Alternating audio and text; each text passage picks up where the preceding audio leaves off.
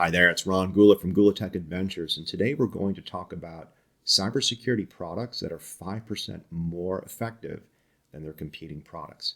Now, of course, I'm a big progressive rock music fan. I've got the Fragile album cover from the band Yes. They have a song on this called 5% for Nothing, and this will be the theme of our show.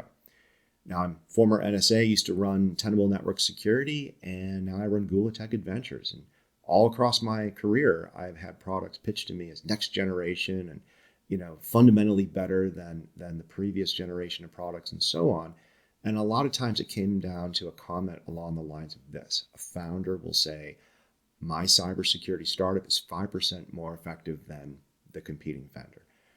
And it's an interesting number. It comes up a lot. Better is a relative thing. How do you come up with 5% better, right?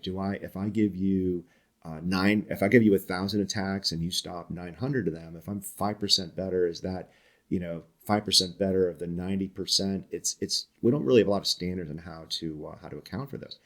But if you've done any research in cyber products at all, and you look at Gartner, you look at the SANS way they do, you look at the NSS technology out there where they try to test products. If we go back to when I started in this business, we had network computing. There's always controversy in how you test a cybersecurity product. And it's not like testing a smoke detector, because if you have smoke, you can kind of reproduce smoke pretty easily and see how well the smoke detector tested. Cyber attacks are much different. They're always changing. There's variations on them, and there's no real standard in how to test it. MITRE and NIST have done some work here. Of course, the breach and attack simulation people have done work here. We have an investment in a company called Scythe that makes it really easy, for example, to test these products.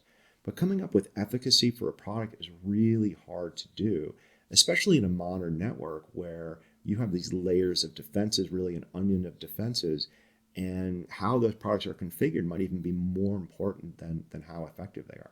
But let's give the 5% out. Let's assume that 5% number is a valid number, and the vendor's sitting there going, yeah, I can do a lot better than the incumbent vendor. I'm 5% better. IT still might not be that interested in replacing you. One, because they might have a layer of defenses, right? If they got 20 different layers, they got the 3 lines, they've got EDR and application firewalls and content inspection on the way in and out of the network. They might not be too quick to swap out something that is only a little bit better, even though you can prove that it's better. And they might not want to do it, not even because they're just too busy and they've got other compensations, but a lot of times startups always forget that the incumbent vendor has a huge amount of research people. So when I left Tenable, we had several hundred people doing all the research for the vulnerability detection, making sure the vulnerability challenge was good. We would always get startups who would be like, oh, we can do a really, really good job of maybe identifying IoT vulnerabilities or router vulnerabilities. And it was never something that our customers really were ready to drop Tenable for and move over, because it was more of a platform. And we eventually got to a better solution than what the startup did. So it's always kind of an interesting play to see when an incumbent vendor who's got an established market is actually challenged by a startup, and regardless of the efficacy. Now, the funny thing here is I've actually seen we've got a number of companies in our portfolio that have much better efficacy at stopping email, at disarming network attacks, at blocking things based on threat. And it's interesting because we've seen customers in those cases say, no, I'm gonna stay with my incumbent email gateway, my incumbent, complex next-gen firewall and so on. But the reality is if you're only 5%, you don't have to be much better as an attacker to get in 100% of the time. And I'm astounded, understanding when organizations want to do a mergers and acquisition of that technology, when they want to develop their own sort of next generation technology, and when they actually find these things complementary. Sometimes certain technologies are very complementary to the existing technology, but they don't want to go there because it's too much of an issue for customers. For example, whitelisting applications as an alternate control on top of EDR. EDR, if you have a endpoint detection and response, you basically wait to get infected and then they shoot you down. Whereas something like being more proactive with white labeling can keep applications only running the code that's out there.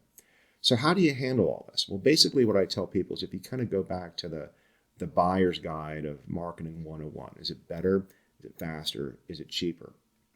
I think you should be upgrading when you can get two of these, right? So if it's better and it's cheaper, you're going to save money. That's kind of fun.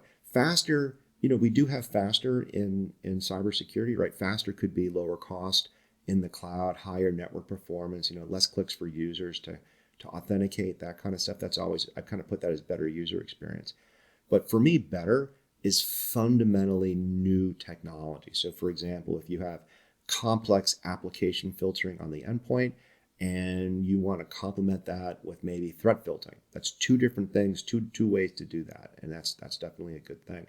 Maybe you want to take advanced sandboxing and instant sandboxes, like what you can get from Trinity Cyber's file inspection.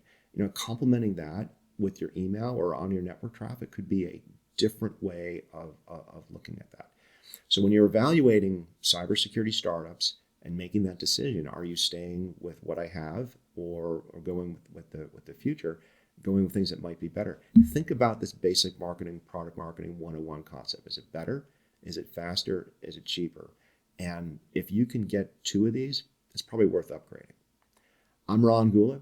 This is the YouTube channel for Gula Tech Adventures. If you want to interact with us, leave a comment here.